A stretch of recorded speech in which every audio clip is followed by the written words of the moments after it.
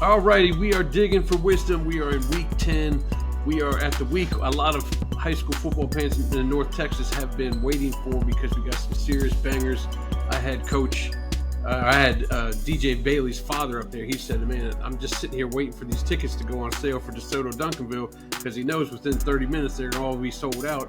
That's going to be a big popular game over there at DeSoto, and that's where I really want to start off because Duncanville's kind of been coasting. I think they've only given up 26 points this whole entire year combined with 4 shutouts. They're just killing everybody.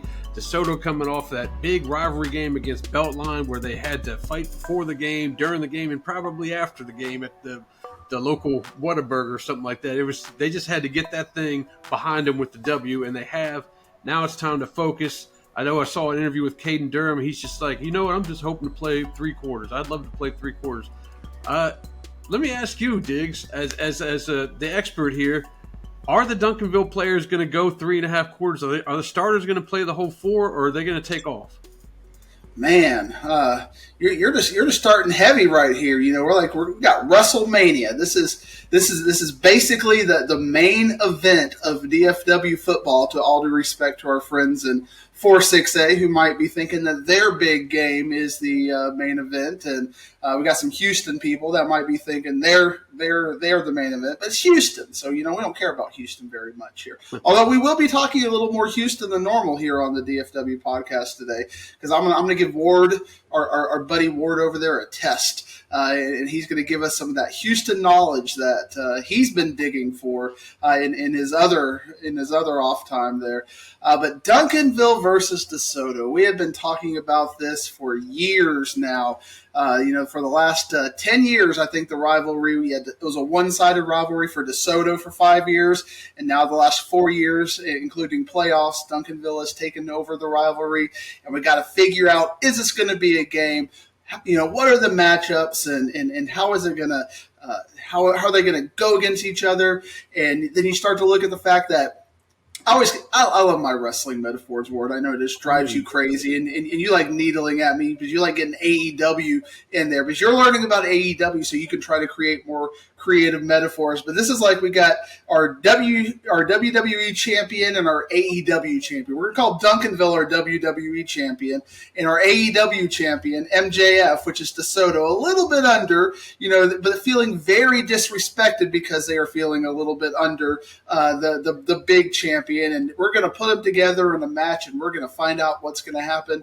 And unfortunately, Ward, I don't think we're going to have a very competitive game. I think Duncanville is just that much better. I think DeSoto is going to give everything. I think DeSoto is going to throw the kitchen sink at them.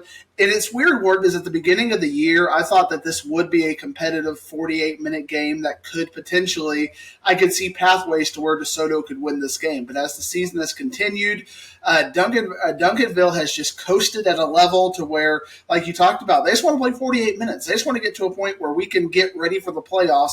And at what round in the playoffs are they going to actually have to play 48 minutes? Round 3, round 4? It's really getting ridiculous how much better Duncanville is than everybody else. And I'm already starting to see the excuses coming out for the DeSoto people because it was widely reported this past week that DeSoto only has about 2,000 students in it right now. And the question is, are they going to go down to 5A Division I? And everybody's talking about how Duncanville has 5,000 students. So you're starting to hear they got 5,000 students. We're just a 5A Division I team. Of course they're better. We're starting to find that kind of a justification thing. But when you look at the matchups, Duncanville is just bigger on the lines. They're faster on the skill kids. And not to say that DeSoto doesn't have a wide variety of skill at those levels. It's just a little bit below, and then you got the mental thing. And I just don't think DeSoto can get past that mental thing. We kept talking about it. It's like the penalty tracker for DeSoto. They're in their own head as far as being able to execute a 48-minute game without mistakes. Another 13 penalties for 160 yards in that Cedar Hill game. I just don't think they have the discipline. I don't think they have the skill, the X's and O's, and the Jimmies and Joes to beat Duncanville. I would set the line at Duncanville 21. But with a Duncanville line at 21, I think they're going to have to play all 48 minutes. I think you might see a 42-21 kind of a game, but Duncanville's going to have to play the whole game. I don't see this being into garbage time at all, but I don't think it's going to be any risk of Duncanville losing this game. Let's play a little devil's advocate because you got the line at 21. That's fine. I got to swing it a little bit the DeSoto way. Let's first. I feel like I've been talking about this for a week because he came on our show this past week, DJ Bailey. He doesn't turn it over. So I mean, he does not turn that ball over. 2 picks in 2 complete years. He had no picks this year. Last year he had 2 through the 15, 16 games they played. I can't remember if they had a week off last year without anybody wanting to play him. Not taking a shot at Ryan again. I'll let you do that. But only has the 2 picks, and it's not like he's doing the quick out passes all the time. He's going downfield with the ball. He's trying to make big plays because he's got those big play receivers. He doesn't make turnovers, and they've been in challenged games. The Waxahachie game is one we're talking about.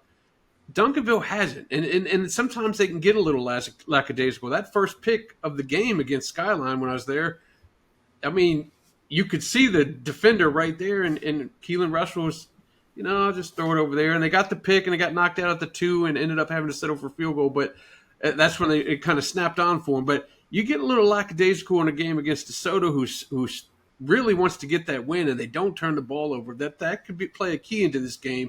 It's whatever the mindset is. You sit around there and you only play a half. It gets into you. It gets in your mind like, man, we've toyed with all these teams all year. I got 4 shutouts under our belt. Hell, they don't even want to play us in the off season. We only get 2 non-district games. It's ridiculous. We'll just go through the motions here and we'll get this thing done.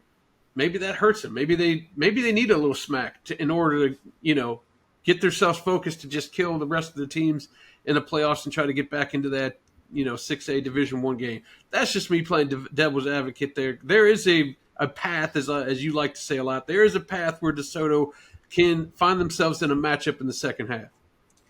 Absolutely. I mean, there's a lot of pathways, but, I think of the game plan that Duncanville unleashed against DeSoto last year, and I think we're going to see similar. Caden Durham ran for 340 yards against DeSoto. I think if they're feeling any sort of insecurity, they're just going to say, okay, DeSoto, we're just going to run the ball. Can you stop it? We're not even going to be fancy. We're not even going to do anything. And, once we've demoralized you by showing you that we can just run right down your throat for a couple of quarters, then we'll go deep on you and open the game up a little bit. So the question for me is, can DeSoto stop the run? And when you look at that matchup with their offensive line against their defensive line, I don't think they can, in 3 plays, 10 yards, can DeSoto consistently, without Duncanville mistakes, a holding, an offsides or a false start, that could completely change the pedigree of that down and distance. But can they, at a base level, stop Duncanville for 10 yards in 3 plays? No. The answer for me is no. And if they can't do that, then Duncanville can simplify it.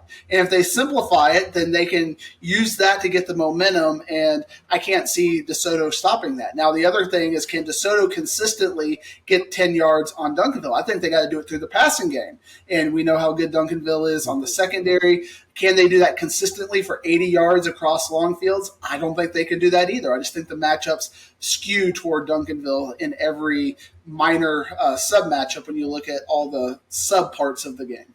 Yeah, and there is that flip side. They could have been lackadaisical all year long, and finally they see a game where they can finally let out all that stuff they've been wanting to do all year and being able to play only 2 quarters. Well, let's take it out right here. So there is that flip side. Plus, there's the wild card. Is DeAndre Ryden going to play? Will he play in this game?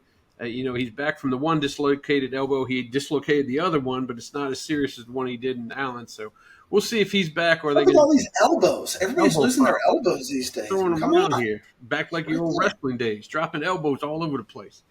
People's elbow. We got to take care of things here. Let's hit the other banger before we go on to through our pattern of games here. Southlake Night 2 of WrestleMania. Night 2, the second day. We got the headliner in the second day, Southlake Carroll against Byron Nelson at Byron Nelson. Byron Nelson's been itching to get back in this game. They were hoping for an upset last year. It didn't work out. They started off good and then just got wiped off the field. What's going to happen this time around? Because now that Southlake's got the 2-headed monster in the backfield. Now that Riley's is kind of picked up he's picked up where he left off the first half of the season where he couldn't play. Now he's in there getting all Wormley on him. All Wormley on. We got a rematch, Ward. We got Cody Rhodes and we got Roman Reigns, the second year in a row, and finally can Cody Rhodes fulfill his dream of defeating Roman Reigns, the tribal chief. And that metaphor really works with this. Although I would be cheering for Cody Rhodes to defeat Roman Reigns. I don't think Roman Reigns is going to lose anytime soon, although I think he probably would at WrestleMania. But this is not a wrestling podcast, it's a high school football podcast, and we're talking about Southlake Carroll and Byron Nelson. And the first part of that metaphor tracks. I love to see. I mean, I got in trouble for this 2 weeks ago. I pick Highland Park to lose at home every single time they have a 50-50 game. I get tired of these generational powers who always come in here and just destroy everybody. I want Byron Nelson to beat Southlake Carroll. I want Plano East to beat Louisville this week. I want the small dogs to finally step up and beat the big dogs. But this big dog, I think, is ready to hunt still, and I just can't see. I look at that one. It's the thing that I keep going back to, the one quarter against Keller Timber Creek where they gave up 21 points. And I'm thinking, how are they going to shut down Southlake Carroll if even for one quarter they had a hiccup? They had to be playing perfect for the whole game. And this is a weird metaphor. I'm going to go 2A football on you, Ward. There was a big game this past week, Cooper versus Honeygrove. DFW zone. Honeygrove had not given up a point all year. I mean, they were 7-0. Facing a Cooper team that had beaten them pretty bad the next year, and it's a pretty good rivalry. And Cooper beat the heck out of them again. It was the first time that Honeygrove had gotten points scored on them, and Cooper won that game going away. High school football is unfortunately predictable when you have these teams that are consistently better. There's the mental side of it, and there's just the expectation and the culture. Every element of this says that Southlake Carroll is going to win. I think for me, the question is going to be, can Byron Nelson make this a 48-minute game, kind of like Denton Ryan and Alito last week, where you have to wonder. Maybe Southlake Carroll has to drive to win the game. I think that would be a huge upgrade for Byron Nelson if they turn the game to something like that. If it ends up like last year where Carroll gets up, they get up, but then Carroll gets up a couple of scores and they win by 2 scores, I think that's unfortunately what we're going to see this year. I think Southlake Carroll just has too much defensively where they're underrated on the defensive side of the ball. And offensive side of the ball, you said it, they're great. So you put those two things together, I don't see Byron Nelson having a path to winning, Ward. Well, I've seen 2 of their games. I've seen 2 of their games, and I actually like Byron Nelson's defense. Is so much more experienced now too. But I don't know. It's hard to slow down a team that scored 73 times already this year, and they're coming off 2 straight games where they scored 70. So they got the thing going, clicking. Yeah, it's going to be a tough one for Byron to pull it off, but. As long as you're playing the game, there's always a chance. And maybe there'll be a weather element. I mean, there's supposed to rain throughout this week. Maybe there'll be an element that causes a ball to hit the turf once or twice that you don't expect, and maybe that makes it a little bit of a game. But we will see. We will see. It's 2 undefeated bangers. There's a third one, but that one's in 5A, and I already know which way you're going to go anyway between 2 undefeateds. We'll get to that one later. Let's get back to 6A. Let's get back to 3-6A and get this thing started. You went off script, Ward. You just don't like. You want to do what you want to do. You want to talk about the main events first. Main events are supposed to be last. Main event. There's a reason why at WrestleMania they don't put Roman Reigns and Cody Rhodes first. You got to stay around. Everybody's turning off the podcast. We're like, we talked about Duncanville, DeSoto, and Carroll and Byron. You can at least put one at the end, Ward. Come on, Ward. We're putting them 5A, one at the end, and then everybody's going to sit around and wait for us to talk about Crandall at the end of the show. Right. And everybody needs to know that Denison Crandall game because that's important. All right. There is a lot of ramifications of Denison and Crandall. That's what we should be doing is selling the back of the podcast, Ward. Instead, you just give away the goods. You're learning how to give away the goods. You're learning how to produce. We're doing what they call a deep tease.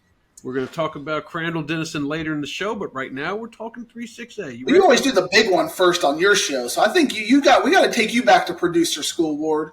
There's no way. Now, let me ask you, since we're talking about this, what game will start off inside high school? Duncanville, just like we did this podcast. There's no way in heck I'm going to wait at the end of a 30-minute show to give the people their Duncanville highlights. Run me out of the business. Now, 3-6A. Diggsy, when is Trinity at their best? They're at their best when they not have just one, but 2 big-time running backs, and they introduced my man J.T. Harris. The T is for tantalizing.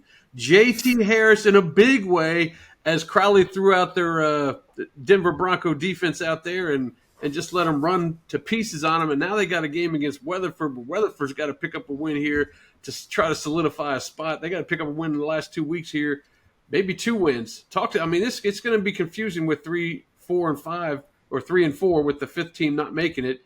Talk to me what's going on in the playoff situation, and then tell me what's going to happen in this Trinity Weatherford game. Was always what I love about Twitter is I have a problem, Ward, and I'm going to tell you about one of my problems. It's like I have a hard time with assumptions like, well, if Mansfield Lake Ridge can beat Duncanville by 17. And then, Skyline can beat DeSoto by 24, then maybe Mansfield can slide into the playoffs. There's a lot of times where I just assume things like that ain't going to happen. That ain't going to happen.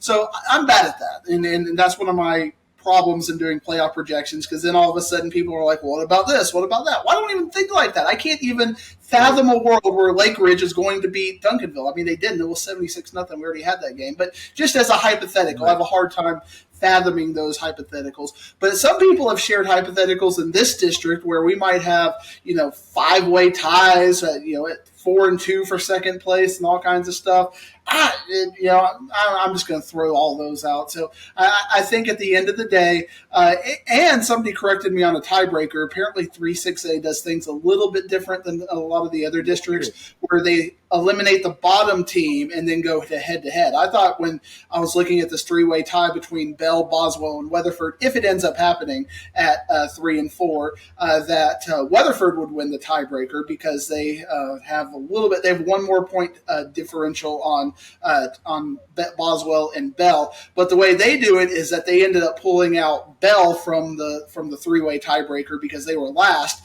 and then they go head-to-head with Weatherford and Boswell beat Weatherford last week. So Boswell actually is currently in the driver's seat if that's a 3-way tiebreaker. But now everybody basically has one shot to eliminate that 3-way tiebreaker. And Weatherford's shot is against Trinity, and Boswell's shot is against Crowley, and LD Bell's shot next week is against Trinity. Yep. So all three of them have one shot to get a game up on a game that they shouldn't win. And if any of those three teams can do that, then they're probably going to be the team that's going to make the playoffs. If none of them can, then it's going to be Boswell if they all win what they're supposed to win and lose what they're supposed to lose. What do you have as the most likely out of those three things happening? I mean, of all those things happening, I think LD Bell Trinity is the most fascinating just because of the rivalry aspect of it and how bad LD Bell wants to win that game.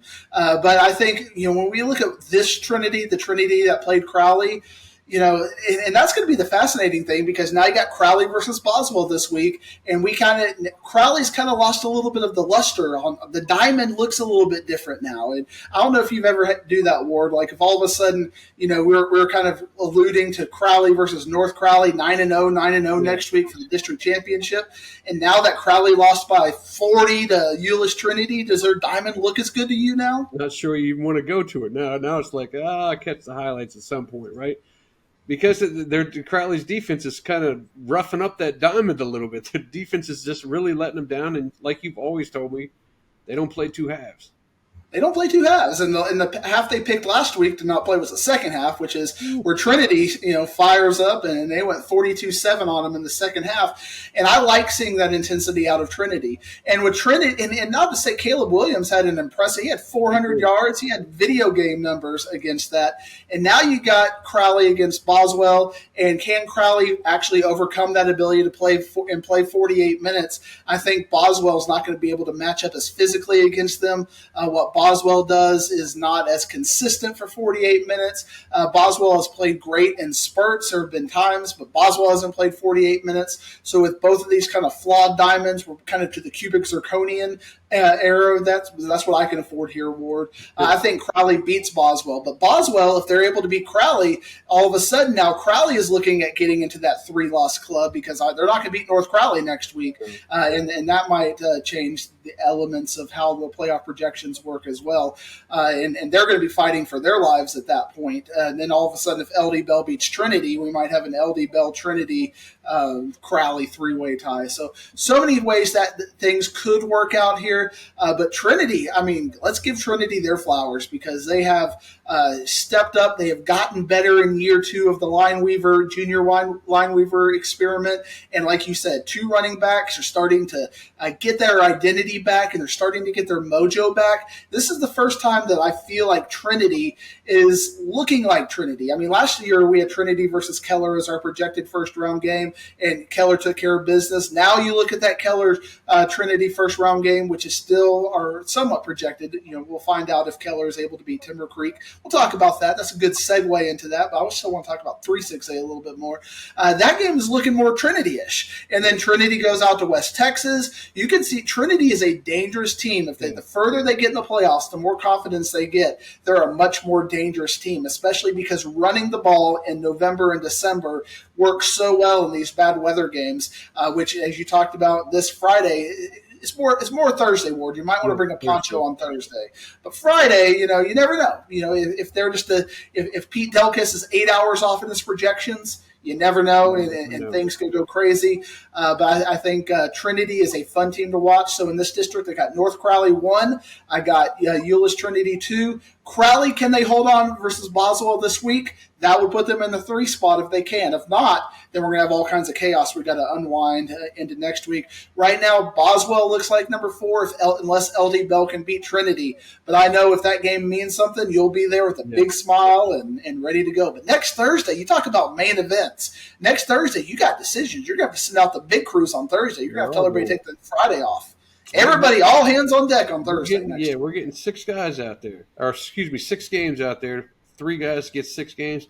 And knowing my man James Harris, if that Trinity Bell game means something, he's going to step right in front of me in line. And all of a sudden, we'll have a 7th game. And he'll find his way out there. By the way, if it's a rainy situation, I bet Trinity would love that on Friday. I don't know if they will. It will, but like I said, it's so much funner when they have 2 guys. They always have the senior and then the junior. We know that guy's going to be coming up. JT's going to be coming up as Bell goes on, and then there'll be somebody after him. Those are the Trinities that we love to see because the offensive line just loves, opening holes for guys that they know are just going to be we only have to block for 3 seconds, and then they're gone for 15 into the house. So, and I got Trinity over Weatherford big as well. Do you? That'll be fun, and then we'll try to dissect which team is going to make it in the postseason in week 11 of our podcast because we're definitely going to be talking about this district for sure because it'll come down to 1 or 2 games there at the end, and we got Crowley and Weatherford are both going to have fairly easier games, right? One of them's got Pascal, well, not Crowley, but Weatherford's got Pascal, and we assume Crowley's probably going to get beat by God knows how much. North Crowley next week. But, I mean, for me, when I'm looking at things, and I hate to be a spoiled sport, even if it means something, but if Trinity is 40 points better than Crowley, and if they beat Weatherford by 21-40, how much credence do we really think that LD Bell is going to be competitive in that game? I know it's a rivalry, but, the only thing that's saving it, right, is the rivalry deal, and they're tired of seeing that sign where you can't spell Bell with 24 L's without 24 L's. It gets longer every year, War. They're going to have to go into the second sign here pretty soon. Exactly. They're tired of that. Hey, you teased it a little bit, but let's talk about Timber Creek Keller. That's a good one for seeding there as Eaton played their way out of it by losing by 50 to Southlake Carroll. We didn't think they were going to win that thing anyway, but goodness, they could have held them below 70, I think. But talk us about Keller and Keller Creek. Did Keller get their, as you call, mojo back? Last week we kind of offered a couple of games where we wanted to see kind of the responses. We talked about Mansfield. Were they going to be able to respond?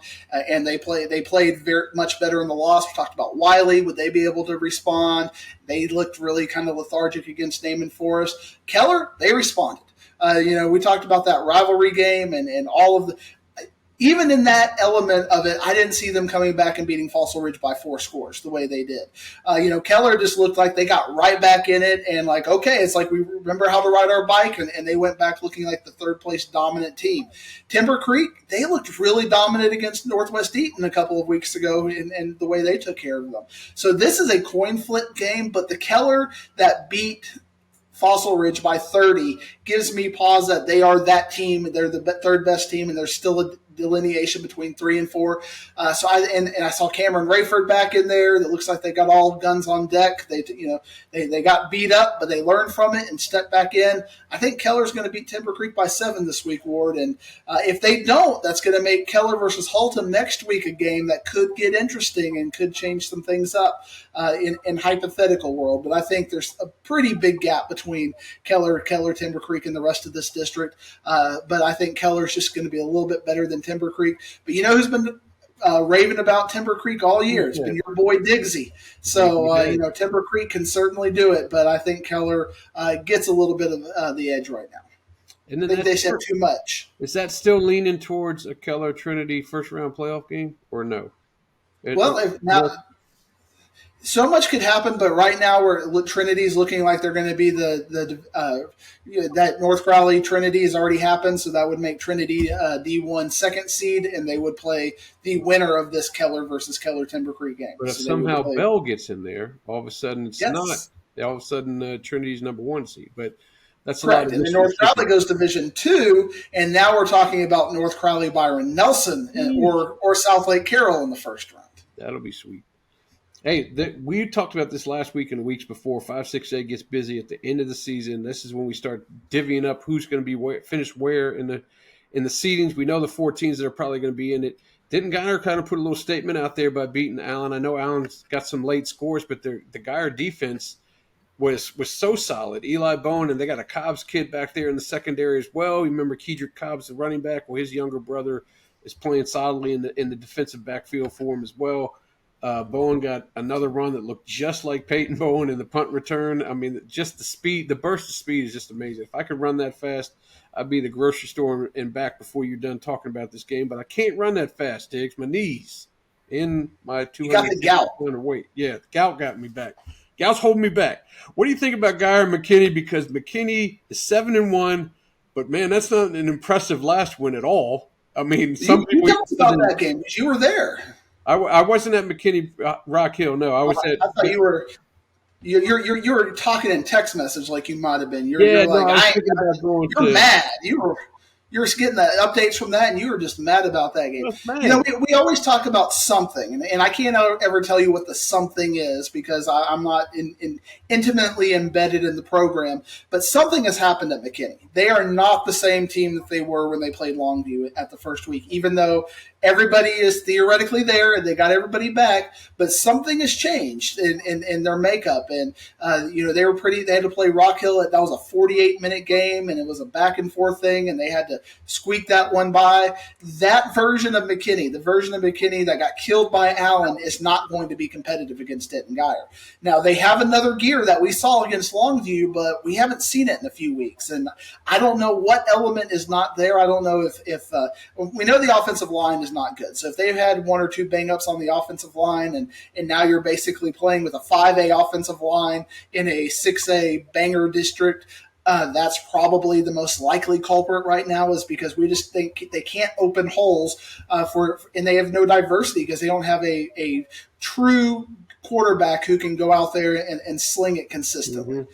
So you have those 2 elements that kind of allows teams to game plan for McKinney a little bit easier, and McKinney has to basically outstar everybody with their top stars to kind of overcompensate for this.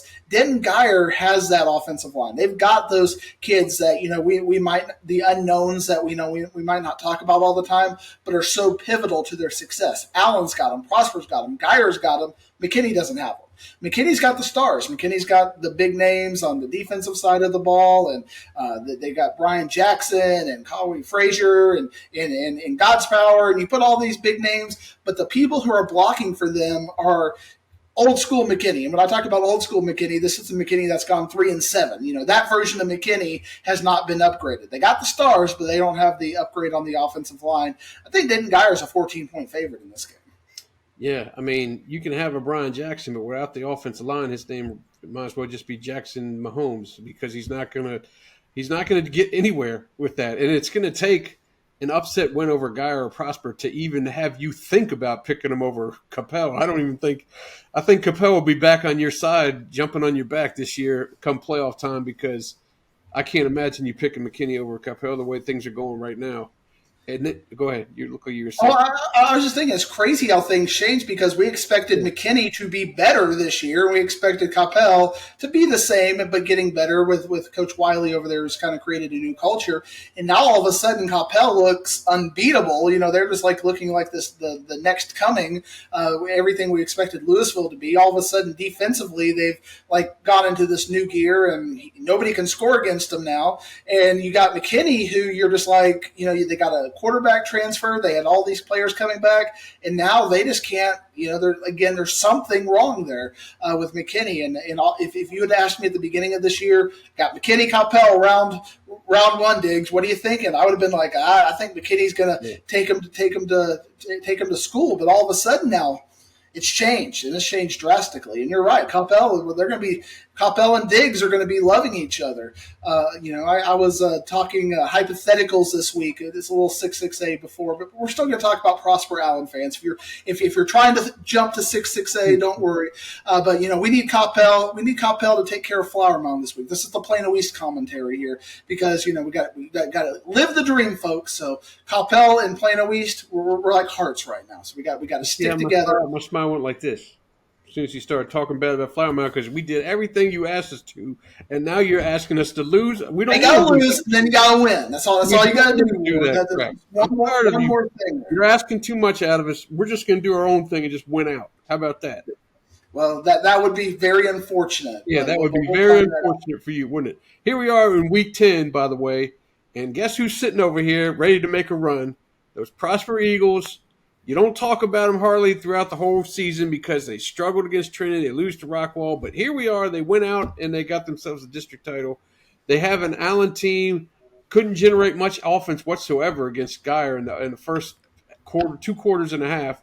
And now they're going to go up against a Prosper team with that man-child on the offensive line. That'll be a nice little matchup, by the way. Umeozulu against that big Ellis Davis. I hope those guys match up. We'll have a camera out there to give you all the highlights. I'll have them focus on that matchup in the trenches at one couple of times. Yeah, just have them focus on that. Focus on that. But what do you think about? How do you think this one's going to play out? Because it's at Prosper, and I know that's going to feed into it a little bit. Having a home game. This one is weird for me, and I get in trouble on Twitter because I don't give Prosper their flowers like maybe I should. I think you want to give them their flowers, but this Prosper team still seems a little bit off relative to the last couple of Prosper years. But they're saying, well, what do you expect? We're still the same record, we're still the same Prosper, we're still winning in similar ways. It just, for me, I can't necessarily use words to describe it. I just don't feel like they have. Last year, they beat Louisville. They made it to the regional finals. They got killed by Duncanville. That's going to happen. But I look at this region now, and especially if North Crowley goes D1, North Crowley just seems so much better than Prosper now.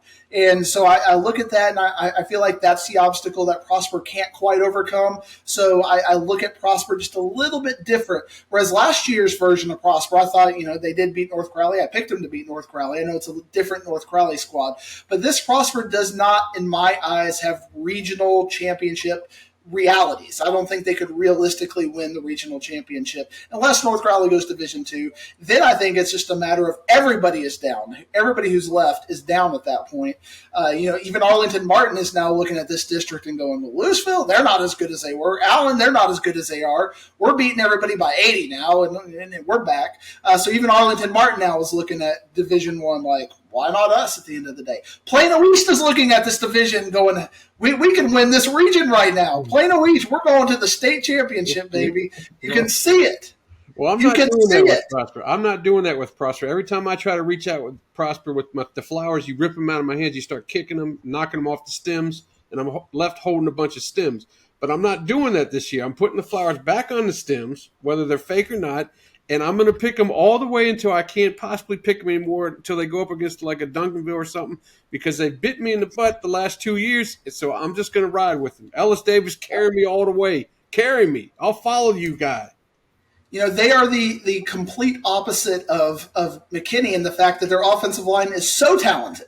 And you talk about Ellis Davis, but all 5 of them, I mean, as a unit, they are well coached, strong, and they open up lines to where players who are not necessarily Division I talents are putting up Division I talent numbers because their offensive line is beating up the defensive line so well. And offensive lines generally stay a little bit healthier. They have fun. They like beating up the other side of things.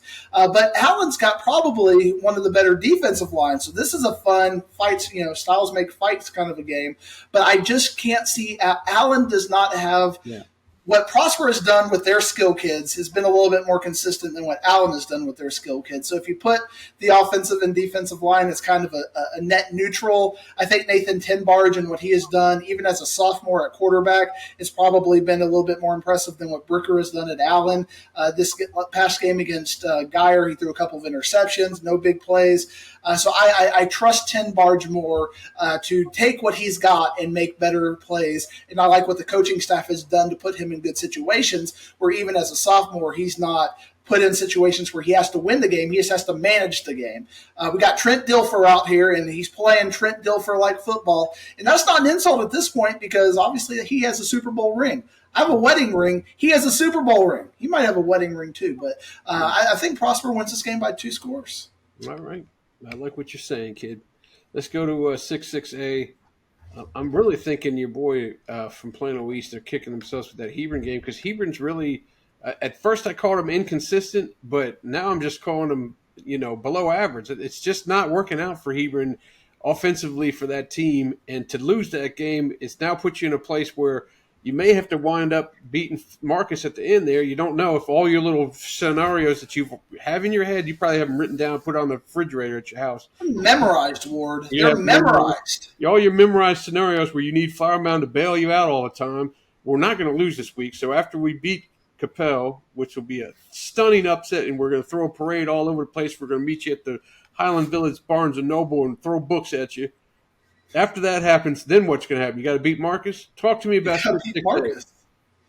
But, there's also a scenario. We got Plano East versus Louisville this week. If Plano East wins out, they get a home game.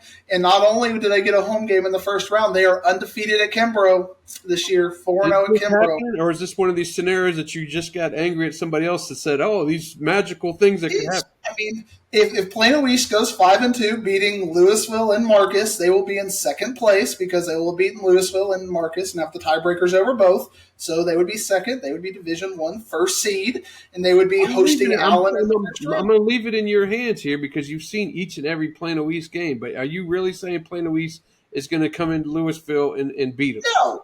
Okay, no. But then why are you bringing it up like Lake? It's there. It's a hypothetical that exists in the world. Plano East could win out. You just on the Mansfield Lakers fans and said, hey, if we beat Duncanville, then all of a sudden, and you just said, I'm so tired of hearing that. Now you're giving me the same scenario. Hey, I'm talking about the 3 and 4 get in the playoff scenario. That's the dream scenario. That's why we keep talking about that. I've been lining it up because, I want to get in there. If you get in there, you never know what's going to happen as far as that goes. Capel just continually impresses me with how good they have been. I mean, the way they beat Hebron 49-0, just completely dominated them. Plano East is the only team that scored in the last 3 weeks against Capel as they're going through district and knocking things out. And then how about, what were you thinking, Ward, when you saw that 56-13 score come across your screen over there as they say Plano East defeats Plano West 56-13? I was thinking I'm in for a long podcast, and boy, you are in for a long podcast of Plano East love and admiration. We're going to talk about Crandall. We're going to talk about Plano East. When we talk about Frisco Emerson, we're going to be talking about Plano East. That's what we do on the Digging for Wisdom podcast. By the way, because Euless Trinity is our magnetic north, but our soul is around Plano East. And if you can understand the soul of Plano East, you can figure everything out in the DFW area. It's just how it all emanates from there. But this week, I do think Louisville is a pretty hardy favorite over Plano East. I think Capel is a pretty hardy favorite over your Flower Mound team. And then the rest of the games, do they even really matter at this point? We got Marcus over Plano Big, and we got Hebron probably bouncing back over Plano West. But you started out by talking about how that loss against Hebron has really impacted things. Remember, Ward, that game was their homecoming, the Brian Brazel Stadium. Yeah. We had no chance in that game. You put that up there. We had no chance to overcome that mojo in that game. But what they did do is show the resilience to come back and beat Flower Mound and take care of business over Plano and Plano West to become Plano City champions. There is the more likely scenario that if Louisville beats Hebron, Coppell beats Flower Mound, and Flower Mound beats Plano West, Flower Mound Marcus beats Plano East. If all those things happen, you'll have 3 teams at 3 and 4. Plano East has already won that tiebreaker. They're going to the playoffs. Can't get my Jags in there, can I? If they got to beat Coppell or hope that they can't. They got to beat Coppell. That's how Flower Mound gets in. All right. Well, maybe Coppell will lay down for us. I doubt it. That's just wishful thinking. By the way, it's official. By the way, Plano East Marcus game. We will be presenting that big check at that game to the training staff of Plano East. I expect you to stand up and clap for a long time. Maybe get everybody up and clapping because the trainers over there at Plano East, they deserve the big check that they were sending. Plano East got a big check last week when they were playing. Dave Campbell gave him a big check. Everybody's giving Plano East big checks. Yeah, ours tops that check. I mean, we're putting in extras. I'm not zero. Are you giving an extra zero now? I'm not saying that because I don't know what if Dave Campbell's gave him $50, then yes, we're putting an extra. You get the big check for $50. There's been $50 on the big check. Give you $50. Zero on there if that's what they do. Marketing and promotion right there. Let's move on to 7-6A. Pierce had a chance to make it into the postseason with some wins, but they're not doing it. They lost and they're gone. Last game that means maybe something is Highland Park and Richardson, but that's the whole little Lake Ridge talk there. Richardson has to beat Highland Park, and some other things have to happen. Just talk to me about that game, and what do you think is going to play out here in 7-6A? Well, Ward, it's time for a bit. I know how much you like bits as part of that. But, the DFW podcast, we are committed to covering all the teams. We don't just cover Southlake and Duncanville. We talk about Paradise and Brock, and we talk about all of the teams. And this week, Ward, as we get into these odd number team districts, some teams are going to be saying goodbye to the football season. Already, Week 10, because they've got the Week 11 bye and they're not going to make the playoffs, they're going to say goodbye. So we here, as part of the DFW podcast, we are going to say goodbye to teams and everybody who is going to be playing their last game this week, not next week, because then we'd basically be covering every game in the state. But this week, we are going to say goodbye to you. And Irving Nimitz, our friends at 1-8, who will be playing their last game against Richardson Berkner. Professor Diggs would like to say goodbye to you, and I'm going to pick Berkner by 38 over Nimitz to say goodbye. Sorry, Irving Nimitz, 1-9 season, but thank you for being part of our podcast this year, Irving Nimitz, the Vikings. Exactly, and while everybody's going through a last week of bruising practices, you guys can make sure all your helmets you put away nicely and jerseys are clean for the summer. That's right. Basketball season coming up. Basketball season, hope springs eternal. But Irving Nimitz, we want to say goodbye to you. I actually calculated a scenario, Ward, more relevant to your point, that there is a scenario that if Richardson can beat Highland Park this week and Richardson can beat Jesuit in Week 11 and Richardson Pierce can beat Highland Park, then Jesuit and Highland Park out of the playoffs. Oh, my goodness. What do you think about that scenario, Ward? How much are you putting on that poll? I'm not paying any attention just because I don't pay any attention to Lake Ridge saying they're going to beat Duncanville in that scenario. What about that parlay right there? All right. Well, I'm not putting any money on that. That's for we talk about the Irvings. How about Highland Park only beating Irving MacArthur 24-14 last week? Yeah, Richardson beat Irving MacArthur by like 40. And now you got Highland Park only beating them 24-14. Are we going to see? And we talked about Richardson and Lake Highlands. I might even go to Richardson and Highland Park. I haven't decided where I'm going to go this week, but I might go to Richardson and Highland Park because what a kick! The Highland Park Richardson played Highland Park closer than Highland Park played Lake Highlands. They should have beat Lake Highlands. Should have beat them. Highlands had 2 days to play Highland Park. It's really not fair. I mean, when you have Highland Park had 2 days to come back. You give Randy Allen 48 hours to game plan in the middle. He had to go to sleep and get to game plan. He got to game plan in his sleep against Highland Park, against Lake Highlands, and they could still not overcome Deontay Dean and everything going on over there. Couldn't dream of the plays he needed. All right, But I do think the dream ends. Highland Park takes care of Richardson by at least 14. But if they only win by 14, that's a moral victory for Richardson, even though they're not going to say so. I will declare it a moral victory. They can take the moral victory into the offseason. All right, right. 8-6A, we got some I was kind of surprised that Bowie went over South Grand Prairie last week. Were you? I know we usually like to see South Grand Prairie win their last 5, but they stumbled in that joint. We talked about first halves and, being able to play 48 minutes. What did South Grand Prairie did? They got up 21-7, and then they pulled a Crowley, and then they went on home. They pulled an Arlington and went on home. And Bowie scored 17 late and took that game. And now we got Bowie versus Martin next week for a district championship. And we got Bowie this week against Arlington Lamar, a Lamar team that got humbled by Arlington last week, and now they're fighting for their playoff lives, trying to get one win to get as part of a potential tiebreaker situation. And you got Arlington, who looked as good as they've looked. They finally played 48 minutes against Lamar, against Martin, and Martin's looking good. The 8-6A is a fascinating district to look at. But let's start from the bottom up because, I like to talk about them all. This week, Ward, I think we're going to say goodbye to Grand Prairie. Okay. Grand Prairie against Sam Houston, Grand Prairie's last game of the year. We got 0-9 versus 0-8. I think Grand Prairie is going to go out on top. I have a theory, Ward. If you win the last one, it brings a lot of good vibes, a lot of good mojo. You're off season. You're like, we won our last game. We're feeling pretty good. Right. Most teams in the state of Texas could not win their last game unless they're the state champions or they're Grand Prairie. Right now, and Grand Prairie has an opportunity to win their last game because they're mathematically eliminated from the playoffs, and now they're playing Sam Houston. Give me Grand Prairie to win their last game. Gophers going into their hole with a win and turn things around next week. By the way, Draylon Burton played really well for Arlington last week. I was waiting for him to have a nice game, and he had it last week. And it's going to be interesting to see the Bowie Martin game because, Bowie didn't – maybe within their locker room they thought they were going to be playing for a district title, but now here they are, man. As long as they don't fall into that trap game with Lamar, they're going to be playing for a district title next week, so that'd be pretty interesting.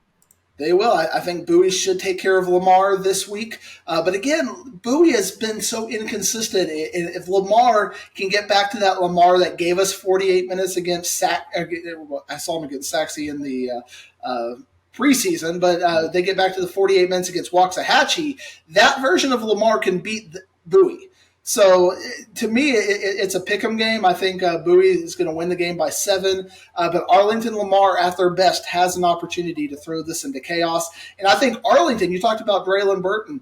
Arlington at their best against Martin from earlier in the season, because Martin's been putting up big numbers against teams that they've been significantly better than. But what are they going to do when they actually have to play a team that's going to be consistent? We don't know how Arlington Martin's going to be against some of the top teams in this thing. So I think Arlington has a really good chance to pull a surprise, but I think Arlington Martin should be considered the favorite. I'm going to take Martin by 10 against Arlington. I think Arlington's going to give them everything, but I think Arlington Martin is legitimate that much better. Excellent. That'll be good. Hey, we saw, as we moved to 9-6A, we saw Wiley get rocked by Wiley East, and they needed to have a feel-good game against Naaman Forest. They won, so they feel okay, but they didn't win very significantly, and now they're walking right into a game where they could have another, 60 points put on them.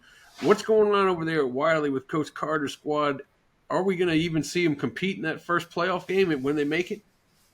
Saxe has been a very unexpected team. Those Mustangs have played good. You got Lockett and George and that connection over there. Their offense is putting up good numbers. When I saw Saxe play in preseason, I was really impressed with their defensive line. I think that's something that is an element of their game that is impressive as well.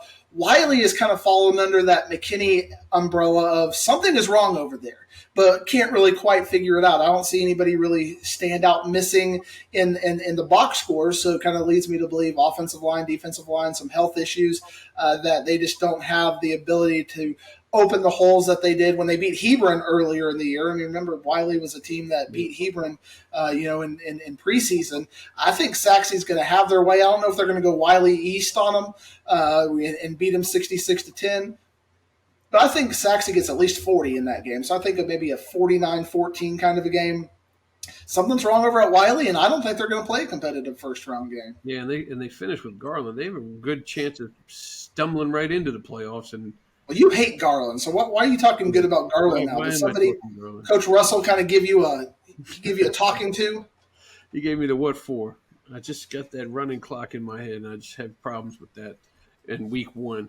But who are you saying goodbye to in this district? Anybody? Got to say goodbye to South Garland.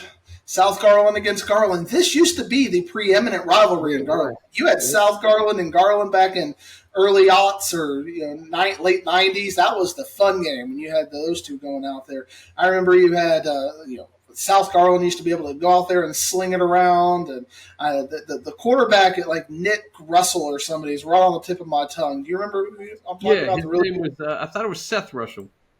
Maybe. Seth, I'm talking about South Garland. Nick Florence. Nick Florence, yeah. They go out there and throw it and have – he went to Baylor and had huge games over there for South Garland. Now it's a little bit different. This is not your parents' South Garland team. But they actually – I feel like they have gotten a little bit better this year.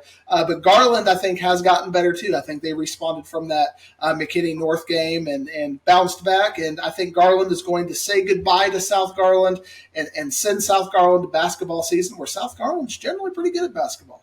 That's right. Tyrese Maxey. I love it. There you go. Couple bobbleheads with that kid. All right, let's move on to 10-6A.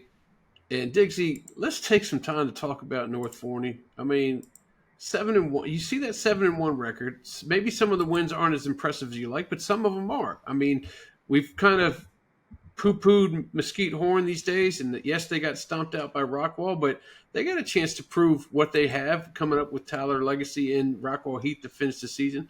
Talk to me about this Falcons team. Yeah, North Forney has been one of those teams you just can't really figure out, but what you can figure out is pretty good. So when I break down North Forney, I mean, offensively, they are, Tamarian Crotchet over there. I mean, this past week he threw for 5 touchdowns, 300 yards. They've got a running game with Kellen Sanders, and they got Atikin Asukwo over there rushing the ball. They got the 2-headed monster, and all of that. All of that to say North Forney offensively is a much better team, but defensively, that's where their questions are for North Forney. And Tyler Legacy, they're up and down ridiculously. I mean, they're very much like Mesquite Horn, where you got 10-7 with some games, and you got 37-30 other games.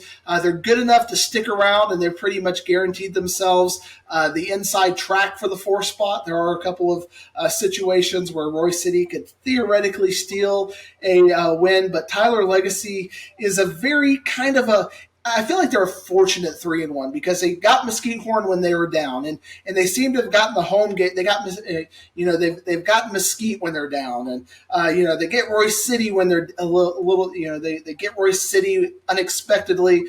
So I feel like it's a very fortunate Tyler Legacy squad. I really like North Forney over Tyler Legacy in this game. I know it's a road game, and that's a kind of a big X factor when North Forney's got to go out there and win that game. But I remember North Forney and White House. So North Forney is definitely familiar with East Texas speed, East Texas schematics. So I think North Forney is going to take care of business. But if Tyler Legacy wins this game, they're progressing up, and we talked about it in the Campfire Award. Who told you Tyler Legacy in the playoffs? Playoff team, and I obviously ignored it because it's an East Texas team, and I don't like hearing about East Texas teams. But I ignored it, and then they start off poorly, and I was like, yeah, he doesn't know what he's talking about. Typical Diggs. Boy, that guy does not know sports. And now all of a sudden they look like they're in there, guy. You did it. You've done it again. I did it. Now let's talk about Royce City, because that 3-point loss to Tyler Legacy kind of took a little luster out of this Heath game. I mean, they still, you said, an outside chance to make the playoffs, but losing that Legacy game and a Heath team that's playing really well this day, you got to give it to the Hawks in this one, right? Yeah, I mean, Hawks have to be a little bit favored, and Rockwall Heath is a very boring 6-2. And I say that they don't win impressively; they lose kind of impressively as far as, they get blown out by Rockwall and, they get blown out by Denton Geyer, but, they win these games and they're doing it with defense, they're doing it with coaching. So they're sitting here at 6-2, and they're not a team you're really talked about. I don't think they're not in my rankings. I don't think they're in the morning news rankings. So they're not a top 25 team, but they just get the job done and they get better every single week. That's talking about Coach Webb and what he's doing over there. And I think he likes flying under the radar in this way. I think he's going to continue to do it against Royce City. I think it'll be a slobber knocker. I think, they're not going to go out there and blow out Royce City, but I think they're going to beat them by 1-2 scores and cement their way into the playoffs. And Rockwall Heath, unfortunately, though, Rockwall Heath is probably looking at Saxe in the first round of the playoffs, because by eliminating Royce City, they've kind of guaranteed themselves a Division One, or by eliminating Mesquite Horn, they kind of guaranteed themselves a Division One seeding, which means that they will have to play Saxe in the first round. And I don't know if that's a good matchup for them. I don't know if it is either. It'll be a tough one, but you never count out Coach Webb. I know you got a goodbye to say, and the team that you're saying goodbye to, boy, I don't know if they're going to go out very well. Go ahead. Mesquite. We say goodbye to Mesquite. And I feel like a lot of people were very high on Mesquite in preseason. So I feel like this is, for some, been disappointing. I kind of thought Mesquite would be right about here. I thought Mesquite would be at the bottom of the district. I worried about their depth, but I know people were coming at me and saying they thought Mesquite 3-4 in there, but I think they kind of fell out where they were. And it's sad to see where Mesquite has gone in the last few years. And even Mesquite Horn, I think Mesquite Horn has probably been one of the more disappointing teams in the Metroplex this year. So I think Mesquite has a lot of soul searching to do in this offseason. Mesquite Horn's going to be bringing back enough players to where I think you can get that confidence back with Mesquite Horn. I think Mesquite, unfortunately, might start going the way of Mesquite Poteet and West, and might be more at the bottom of the district. I think Mesquite Horn still has a few more years left in their run if they can get it going together. But Ward, I mean, we've talked about Mesquite Horn, and we talked about how they're just playing around, and now they're looking at things, and they're done, Ward. Yeah, they're done. They messed around too much, and now it's in a 17 district. You can't mess around too much, or you're done quicker than you want. So they're out. Another team that messed around a lot is an 11-6A is Mansfield, and they're on a complete free fall. But there's still hope. They can hope if Cedar Hill gets beat by the two lesser Mansfield teams, and then they find a way to beat Skyline and DeSoto. But man, Mansfield, they at least showed some grit and played wax tough, but yet another loss. Talk to me about Mansfield taking on Skyline this week. This is one of those fascinating games because Mansfield fell under that radar of something is wrong there. But finally against Waxahachie, that defense stepped up. Mansfield's defense over when they were playing Cedar Hill, and that was really the problem. And now all of a sudden they're starting to generate turnovers. They were starting to play, but now the offense kind of let them down in that Waxahachie game. But I think that version of Mansfield should be able to beat Skyline.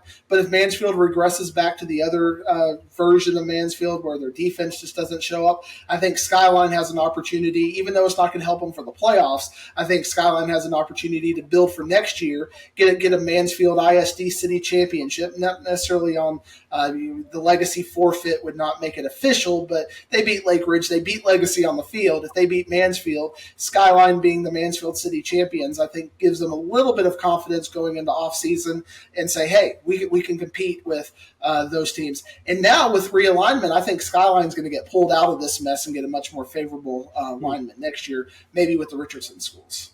That's true. That would be interesting because they were in there with Richardson a couple of years ago, right? Before this last one. Should be interesting. And, of course, everybody's going to be watching DeSoto Duncanville in this district. We talked about that already. So let's take it to 5A. Hey, how about Denton Ryan? They still Ryan. They almost did something against Toledo. Still Ryan. They almost did something against Toledo. I'm telling you, man, this Mossett kid, I like this kid. I like him a lot. They're playing him behind center now.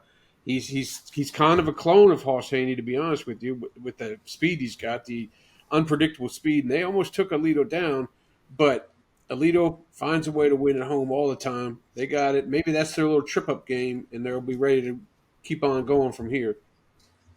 kind of makes you wonder, and Denton Ryan's going to probably think, here's Diggs going too hard on him. Why wasn't Mussett playing quarterback all year? I mean, he's been in there as more of a gadget guy, somebody who you can use as a receiver, a quarterback in trick plays. And, a couple of years ago, I think he was at Frisco Memorial, he was a quarterback. So I think he was, he was there. And then I think, you put Hobbs in there at quarterback and thinking, okay, well, maybe we'll put the sophomore in there and let him develop and kind of build up there. But this offense just works better with him as the guy. You want to put the ball in his hands 40, 50 times, whether he's handing it off, whether he's running, whether he's throwing, give it to him. And that version of Denton Ryan looked as good as of Denton Ryan. I mean, they played better than they played against Aledo last year, and this is a better Aledo team this year, and this is a worse Denton Ryan team than last year. So Denton Ryan did show that still Ryan mentality, but it kind of makes you wonder why it took him this long to figure out this is the guy you got to give the ball to 30 or 40 times. So Denton Ryan is one of those teams high and low. It kind of reminds me of Lake Highlands, where all of a sudden they beat Highland Park, they blow out Richardson Pierce, but then they lose to the Colony, or they barely beat Richardson. It's like, what version of this are you going to get? And the team we're going to say goodbye to in this district, by the way, is the Colony, because they're playing their last game, but they're not going to know whether or not they're playing their last game probably until about 10 p.m. next Friday, because of all the different playoff scenarios that could happen. They don't know, so they just got to kind of sit there for a week. Is there anything worse, Ward, than just to sit there and wonder? I mean, you got to practice as if you're going to make the playoffs. That's the brutal part. You're going to practice for a whole week, and then 10 o'clock. By the way, bring those uniforms in. Sorry about all that extra sweat we made you get out of your body this week, but we ain't playing no more. So I guess we're not really saying goodbye. We're just saying hang tight. How about we say hang tight? Hang tight, the Colony. We get to find out about Justin Northwest this week too, because they've lost to Aledo and they beat all the other teams that they probably should beat. And now they're playing Centennial this week. They get Ryan next week. We're going to find out what Billy Poe's got over there. Yeah, we are, and for me, I've been a little bit down on Burleson Centennial, and I'm a little bit more down on Burleson Centennial. And unfortunately for the Colony, because Burleson Centennial already beat the Colony pretty significantly, if Burleson Centennial slides down to that 4th spot, the Colony can't win that tiebreaker, which means basketball season is a lot quicker. So they got to hope that Denton Ryan starts losing and gets down there to where they can potentially win that tiebreaker. But I don't think the Colony is going to get there, but mathematically they have that opportunity. But Justin Northwest, they have been doing it running the ball. I always think about Justin Northwest as, how many good quarterbacks they've had over the last 10 years. And now they're doing it pounding the ball with a good offensive line. And I like that version of them. And now they have the ability to throw. It's not like Burleson Centennial where they're scheming to run. They're just, asserting their will, whereas Burleson Centennial is scheming to get the run out of there. So when I look at this version of Justin Northwest versus Burleson Centennial, I've seen this game over the last couple of years. I think a couple of years ago when they played in the playoffs, I got to check out that game. Burleson Centennial has typically won this game, but I think Justin Northwest is going to avenge their losses over Burleson Centennial the last couple of years and take care of business. Well, it'll be fascinating. I'm very fascinated by the Justin Northwest Denton Ryan game next week because both we don't know truly how good either team is and how good they're going to perform when it matters. Because Aledo was watching that Justin Northwest game thinking, you know what, this Justin Northwest team's got a little something. We beat them by 28, but they got a little something. But then they had to hold on for their lives against Denton Ryan. I guess they're probably looking at that Denton Ryan team saying, I guess they got a little something. Yeah, exactly. I don't know if we want to see them in the playoffs again. We got to hope they get Red Oak in the first round and get on out of here again. And what I like about the Texans is they got 4 games here where they've given up 7 points or less. Now, it's lesser teams, but in the past, even against lesser teams, they were giving up 20. So it's good to see their defense playing some ball as well. How about we move over to 4-5A Division I? I don't like what I see on this run sheet. I don't see a single DFW team on there. I'll start off talking about DFW, though, because my man West Coast stepped up in that battle of the best wide receivers, and he finally getting you to give some respect. Hey, I talked to Coach Wendell this weekend, right after the game, and he talked about his son. He's not going to be able to play the rest of this year. His injury is significant enough that he won't play. So we will see Shannon in there the rest of the way. But he's pretty happy with the way this team's playing. He remembers all the stuff that we said about him again after the Seguin game, and he's hoping at some point you will toss him one flowers way. He doesn't need a whole bushel of flowers, but toss him something, because now they're sitting up there and they could be playing for district title against Red Oak. Feel like we need a new hashtag still Midlothian, because that's basically what they've done, and that's kind of what they have turned into. Whereas I looked at that Seguin game, and I've had some of the assistant coaches going, well, look at what Seguin did to Ennis this past week. Seguin still can have a hard time making the playoffs, but that's a Division II talk. But Midlothian, the way they have progressed, I am definitely impressed. They've gotten better. They have figured it out. Because the morning news didn't really cover that game, I didn't get to see the Wesco stats, but I know that I felt like every stat about Micah was coming across every time Micah did something great for Lake Belton, it would come across. But when Wesco did something, I guess the Twitter suppressed it. So, I hear he had a good game, but I could never know exactly how good. He got a couple touchdowns, and a third one that was going to be a touchdown, but got knocked out at the one, and that was one where he just ran all over the field. That was like 150 yards of running just to get to the 1 yard line. But he had a solid game, and I'm telling you, they're starting to play some serious football. I almost said basketball. Football. Well, if they can translate that offense to a little bit more of a basketball on turf thing, and maybe because Wendell gets hurt, they have to a little bit more. Maybe they have to play a little bit more to the strengths of their quarterbacks and take it from a pure running game, and maybe that forces them to get Wesco the ball a little bit more. This district has been a district where defense has been a bit of a liability for Lake Belton and Killeen Shoemaker. And that's what's fascinating about this Killeen versus Killeen Shoemaker game, as it's for the last playoff spot. Yeah. Can Killeen Shoemaker play enough defense, because our offenses are going to be fine, but can they slow down Killeen? I think they can. I think they're going to slide into that fourth playoff spot. Midlothian, Red Oak next week is another one of those big games that we're talking about. That'll be for a district championship, a fun game. Both teams are flawed. Right now, I feel like the way I've seen when I just look at the Lake Belton calibration, don't you got to go with Midlothian in that game right now? You have to think that way, because Red Oak needed everything they could, plus some luck there, I think, with a Hail Mary and whatnot to get past Lake Belton, and Midlothian won by 20 points. So, yeah. And that game was never really competitive. And the way if Midlothian is playing at their highest, they're a very hard team to stop. And now Alito is going to be looking at that, because remember, that's generally a third-round game, especially if Midlothian can get to the 1 seed.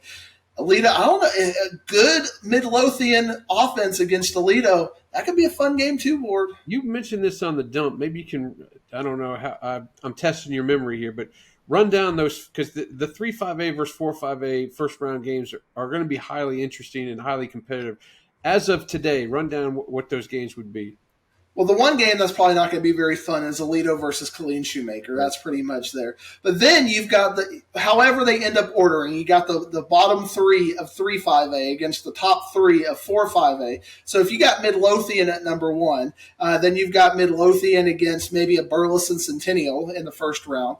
But if Red Oak wins that game, then you got Red Oak versus Denton Ryan potentially. There's all kinds of ways that this could go out. But if it goes the way I think it's going to go, you're going to have Alito 1, Denton Ryan 2, Northwest 3, and Burleson Centennial 4. So in that case, you're going to have Denton Ryan versus Lake Belton. Then you're going to have Red Oak versus Midlothian, or you have Red Oak versus Midlothian next week. You have Red Oak versus Justin Northwest, and then you're going to have Burleson Centennial against Midlothian in the first round. I like all 3 of those games, because all 3 of those games are fantastic. The interesting contrast in styles in the Midlothian Centennial game. You got a flex bone against what does Centennial run again? The triple option there, and then Denton Ryan with a home game against Lake Belton. These are all good ones. I love that. And we're going to miss this district during realignment. I don't know what's going to happen. Obviously, Alito's going up to 6A, but this is going to be a fun. Aren't you excited to finally fire the Killeen schools? Are you petitioning to them to get them out of here? Get them out of here. Hey, who are you saying goodbye to in this district? Well, I think we have to say goodbye to those Cleburne Yellow Jackets. I think that they're gonna end in a good way. I think they're gonna beat Waco this week, but Cleburne 3-7, saying goodbye to you. Goodbye, Thank my you for your friend. service to the podcast. And I don't think we said goodbye with the Colony. We put the Yeah, Colony on hold, so we're not yeah. really truly saying goodbye to them yet. But We're just saying, hang tight. Hang hang tight tight. for Colony.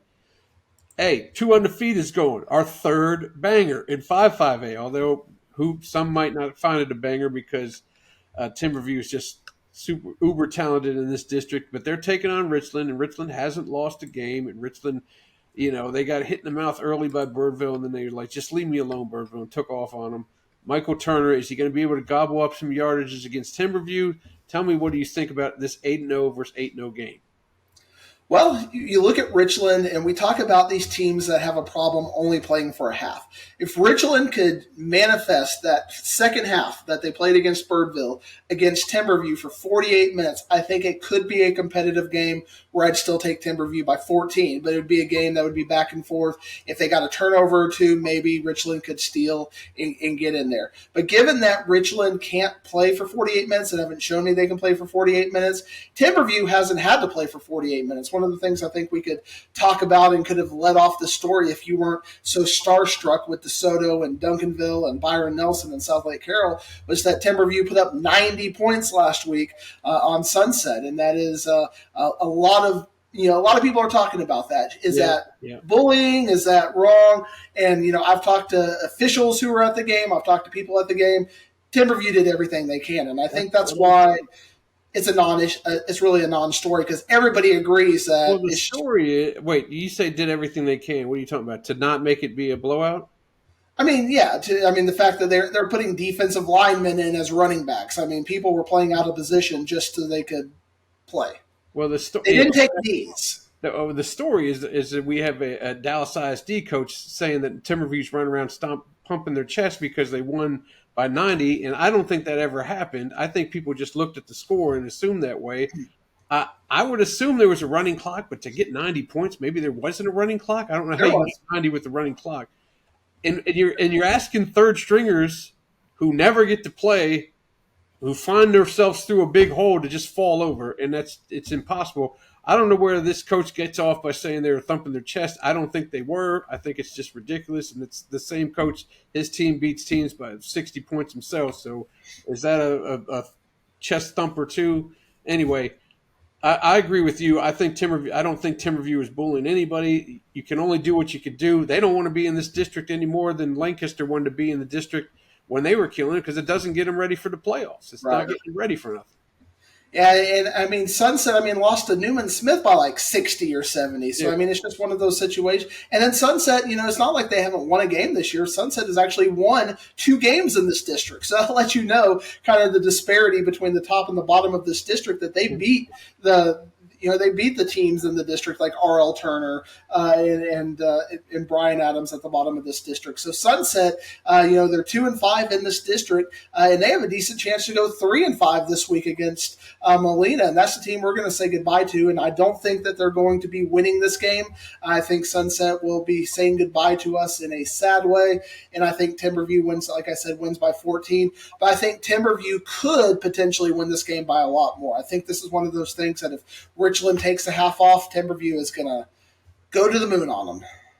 That's one of the reasons I didn't want to lead off with that. I don't want to bring any more light to something that I don't think is realistic as far as trying to thump their chest and bully teams left and right. But let's talk about the other game in this district, the Newman Smith, W.T. White. If W.T. White wants to make it in here, they got to knock off Newman Smith. Is there a chance of that happening? And is this game at Lowe's? I believe it is at Lowe's, right? It might be. Who knows? It is. It's at Lowe's. Go ahead. Yeah, it is at home. This is a game where W.T. White is looking at their schedule. They end with Newman Smith and Birdville. So if they can win out, they could theoretically go to the 3rd spot in this district. But if they lose out, they're going to not make the playoffs. So they have it's almost like the zone playoff sport, like we're getting into the 6-5A over in Division 2. You got 2 games, and you got to win one of the 2 games to make the playoffs. Can you get 3rd? Can you get 4th? I don't think they're going to win either game personally, but I think the way they've been playing, they're going to be competitive with Newman Smith. But I think Newman Smith is much better than W.T. White. I think Newman Smith is going to make a statement. I think Newman Smith wins this game by 3 scores, Ward. How about that? 3 scores. 3-score win. And then Trojan power. There we go. And that'll put them in there safely. 6-5A Division One. Boy, I think you need to figure something out here with Reedy, because I think Reedy's going to do to Heritage just what they did to Frisco last week. If a Heritage thinks that they have a chance of getting in the playoffs, hey, if we can just upset Reedy, stay down. And you have to say something, because you gave Reedy a lot of grief, and I think you're coming around on them now, because I think this is they lost to Lone Star, yes, but man, they're right up there as a class of this district. I'd love to see that Lone Star Reedy game. I would love to see like it was the NFC East twice a year or something, because that one's going to be a good one. If they ever play and like have the top four play each other twice and have the bottom four, bottom five. Frisco thought it was their time to shine. Hey, we're undefeated. Look what we can do. And I was actually thinking about going over there as my second game. I looked down. It's 30-something to 3. I was like, man, I ain't going over there. I'm going to stick around here in McKinney. This is ridiculous. Reedy is that good. I struggle with this because I was down on Reedy, and I'm not trying to just protect myself here, because Reedy has definitely overshot every expectation I had for them, and a lot of people had high expectations for them. I did not have high expectations for them. No, but at the same time, what are they doing? I mean, I saw Frisco in person, and I knew once I saw Frisco in person, I was like, they're not winning another game. You know, they beat Heritage in that battle of field goals because of ineptitude. You know, who's going to play worse, least worst in that game. And I said, Frisco can't win any of these games. Mathematically, they can. I guess mathematically they could theoretically win the whole district, but they weren't going to after I saw them. And Reedy had the style to be able to beat them. I think Reedy is a favorite over Heritage, but I think Heritage has a little bit more offensive firepower to where it's not going to be as ugly. I still think Reedy's going to win by 3 scores, but I don't think they're going to win by 6 scores like they did last week. Now, when you get Frisco against Lone Star, again, it's like which version of Lone Star is going to come out.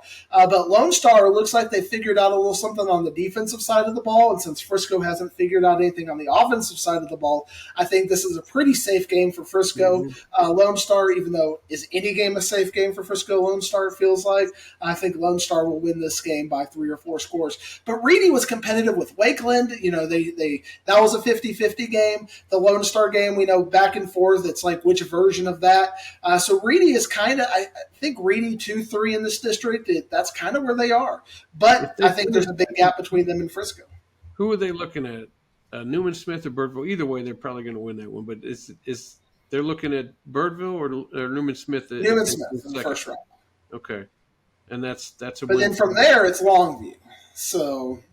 All right, then they'll have their issues there. I don't know, and this is how much I think Lone Star will probably beat Frisco. It's going to rain Thursday, and that's the only indoor game, and I'm still not going because I think Lone Star is going to take care of business, and I'll just sit out in the rain and suffer before I see Lone Star put up whatever they're going to do against Frisco there. Wow. That's just the way I am, man. I'll take the rain in the face. By the way, are you saying goodbye to anybody in this district or what? Or saying hi? We are going to say goodbye to a team, but we're not going to say goodbye to them because Frisco Reedy gets the Week 10 bye, so they get 2 weeks to prepare, and I think they will get to be preparing. They are a playoff team, and they will have the extra week to sit around and go check out Newman Smith and WT White and figure out who this third-place team is going to be. I'm sure they got scouts over at WT White, Newman Smith this week. They'll be over there. Maybe they'll all go. Maybe they'll take a field trip over there to Newman Smith and WT White to scout out who they may be playing in the first round. But we're not saying goodbye to anybody except I thought we'd be saying goodbye to Reedy, but guess what, Ward? Very rare opportunity. I was wrong. You were wrong. I was wrong. How about that? Doesn't happen that often. I was wrong. At least on air. It's on me. I was not right. I completely underestimated Reedy. I thought we'd be sending him out to basketball season and volleyball season right now, but Reedy has shown that they got a little something in the tank. The offensive defensive line was good enough to continue. The skill players have shown up, and I was wrong. Sorry. Yeah, well, Coach Cole knows who's always in his corner. Your boy. I'm always in his corner, man. Now listen to me, 7-5-8. I'm interested in your pick in this game. McKinney North and Forney, they both have solid running games. Have running backs that put up crazy numbers with Jaden Walker and Tavian Osborne. Talk about this game because maybe on the defensive side, Forney has a little bit of an edge, but maybe on the offensive side, North has the edge. So, and you've seen North live, so talk to me about I these have. two. When I consider the fact that, we talk about, styles, and McKinney North has a really good offense, but they're going to be feeding into Forney's really good defense. Forney's offense, a little bit but McKinney North's defense, a little bit So I think that Forney's defense is better than McKinney North's offense, way more of a factor than you're going to see on the inverse of that. So when you look at that styles, I feel like McKinney North is going to struggle putting up points, but I think Forney's offense is probably good enough to be able to put points up on McKinney North's defense. So McKinney North's offense can't hold serve. I think very similar to what happened in the Longview game. It's just going to get away from them pretty quickly. I think Forney is 14 to 21 point favorite over this just because of the matchups. All right. I think that'll be an excellent game. You want me to talk some 8-5A for you? I do, because this is 7-5A for those who are just coming into high school football, because we have to pretend we're getting new listeners every single week. And if you're unaware, fans, 7-5A plays 8-5A in the first round. All four teams in 7-5A play all four teams in 8-5A. And the first place team in 7-5A and the second place team in 7-5A will get home games. And the first place team in 8-5A and the second place team in 8-5A get home games. So what that means is our third and fourth place teams here in the DFW podcast's own 7-5A, our teams, have to go to the Houston area, or Louisiana as you call it for certain teams. And this week, 8-5A has a couple of very important games to determine some very important spots. So I want to get some of that wisdom from what you do on that side of the ball. Digging for them. We had two bangers here, and then we had a 1A game with the Timberview game. But we had the same things happen in Houston. They got a Atascocita and North Shore, and Willis against the Woodlands. Those are their two bangers. But the game that's right underneath it is Barbers Hill against Port Arthur Memorial. Port Arthur Memorial has really been putting up points against everybody, and Barbers Hill has proven that they can get beat when LaPorte took them out. But Barbers Hill gets them at home, and I like the Eagles quarterback. They got a guy named Cody Fuentes out there that I guess you'd have to go down there to see him if you're watching a 7-5A team, because they're not going to finish probably any less than second. I don't think they could. LaPorte could finish second there. So maybe you will see Barbers Hill come up this way. But to me, those four teams are already figured. I think Kingwood Park is kicking themselves losing to New Caney Porter, because that's going to put New Caney Porter in there as probably that fourth team. And we're looking at LaPorte probably being the second team, because I don't think Barbers Hill is going to beat Port Arthur Memorial. So that'll put Barbers Hill at 3, bringing them up here to face the 2 seed, which would be who? Forney. You think it's going to be Forney because you're predicting them to beat McKinney North. That actually might be a nice game there. Although I hate to do this to Coach Fleener. I'd probably pick Barbers Hill in that joint. That's just the way it is. And then LaPorte's got the home game against. Hold up that game if it happens. LaPorte has the home game against McKinney North, and that'll definitely be a 2-bird with 1 stone game, because. But it's not a home game because they're playing at Barbers Hill. As they're getting their new stadium constructed. So, and they had success there. They even won a road game at Barbers Hill, which is their home stadium this year. So they won a road game on their home stadium. I guess the Jets and Giants do that mess all the time. So, and then the New Caney Porter has no chance against Longview, but it's still, they might put up some points at least. So maybe, if the way I'm talking, maybe 8-5A gets 3 out of 4. I don't know, man. That might be crazy talk. I might need to reevaluate that mess. Lancaster gets Baytown Lee against New Caney Porter. Does Baytown Lee have a chance? Baytown Lee has played is 2-4. They played the 4 teams that are better than them, and they lost to all 4 of those. So they've already played their way out, I think, because I think New Caney Porter beats them. Even if they don't beat them, that sticks New Caney Porter at 3 losses. They have Barbers Hill left, so I guess they get 4. I guess they could sneak in there as the 4th team. But either way, they're all both of those 2 teams are playing to lose to Longview. But I don't have much faith in Baytown Lee winning that game. So there's your 8-5A talk. Houston listeners, stick on the DFW podcast every week for a good 4 to 5 minutes on Houston talk, and then we'll go right back to DFW, which is what we're going to do, right, Diggy? one thing I'll just say is fascinating that I'm looking at this just there. If Baytown Lee can beat New Caney Porter, you theoretically have a potential for New Caney Porter, Kingwood Park, and Baytown Lee to all end up at 4-4 with a 3-way tie. And if we see Barbers Hill beat Port Arthur Memorial, you might see LaPorte, Port Arthur Memorial, and Barbers Hill have a 3-way tie, all at 7-1. So we could have 2 3-way ties to try to figure out what the 4 playoff spots are going to be. But I think that kind of gets to your point that it might indicate that when you have 7 versus 8, that third seed, whoever ends up that third seed, it's going to be a really good team. Going to come out of there. But what I think is fascinating is you potentially have Lancaster going over to Port Arthur Memorial, a Lancaster team that seems like they kind of finally figured it out. And that is a potential upset. It's like, at that first seed, you don't want to see a good Lancaster team who is motivated coming to your town looking to make, a name at your expense. So, maybe these teams are kind of like hoping they can lose. Let's get to that second seed. Let's get McKinney North instead of Lancaster. The thing with Barbers Hill is that I mentioned Cody Fuentes. Their offense is really good, but their defense is giving up points, which is why I think Port Arthur Memorial will score on them. So how does that fare if Barbers Hill does happen to be the team that comes up to play Forney? Forney's offense is not as good as their defense, but their defense is pretty good. So that's bringing a powerful offense against a good defense, and then 2 maybe average offense against defense on the other side. That could be an interesting game. We'll see how that thing plays out. All right. 858 talk. That's Ward Talk. Ward Talk for the day. Ward Talk. I want to get to 3-5. Here's another thing that we could have led with if we didn't have bangers out there is the 3-5A Division II. Man, talk to me about what happened to Emerson. Maybe tell the people in case they didn't see and how maybe that will affect them mentally going down into the postseason. Yeah, the game against Lake Dallas was a complete they let it get away. They were up 13 and with like 2.5 minutes left in the game. We're almost getting into Plano East John Tyler status right here. And they got 4th down. And apparently they've had some issues in field goal execution. So it's 4th and 9. They're at like the Lake Dallas 16. And all they got to do here is like get a first down and they win the game. Or, they can kick a field goal and go up 16 at that point, which is 2 scores and 2-point conversions.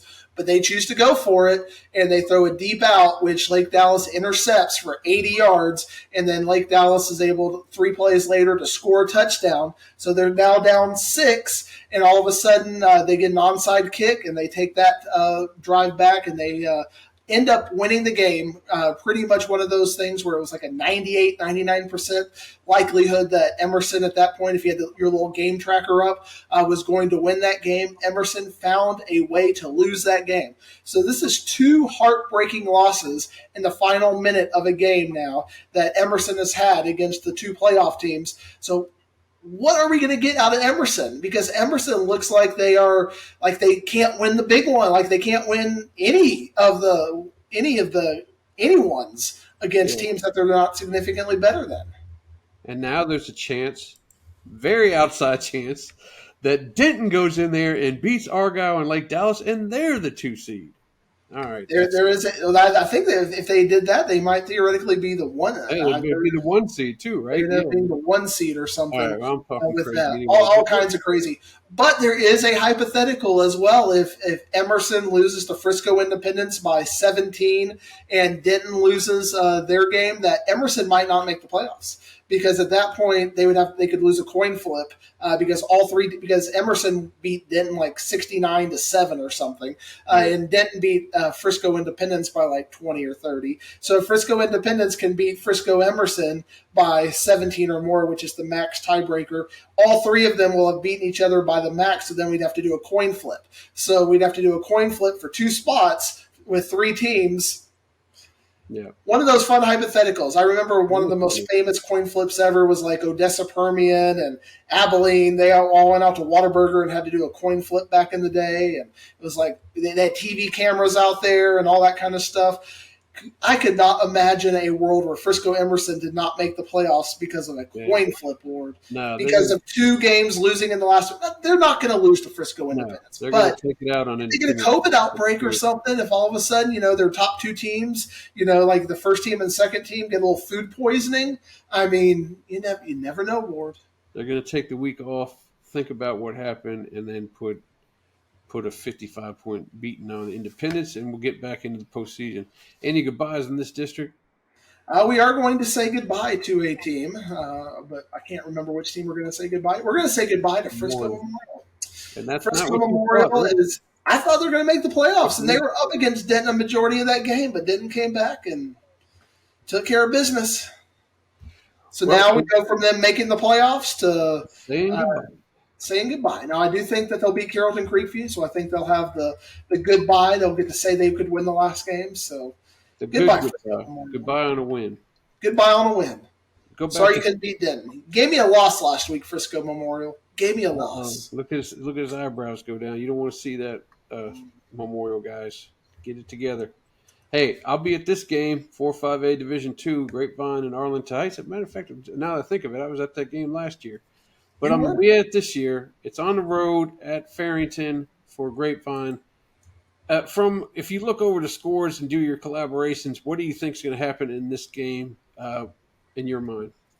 And this is like which team doesn't want it more. It's like both these teams keep showing how flawed they were. I look at Grapevine, it's like they barely beat OD Wyatt. They beat it by 13, but did it with defense. But then you see Arlington Heights and Southwest last week, and Arlington Heights had to get a late win against Southwest. So I think Grapevine with that defense is going to be able to slow them down. I think it's going to be an ugly game. I think you're going to have to really look for highlights in this game. It's going to be like a 14-7 kind of game, Ward, and probably it's going to be a 1-yard rush is what you're going to get. 1-yard rushes for touchdowns. Jesus, you're not going to get big plays. As long as it happens, Grapevine 14-7.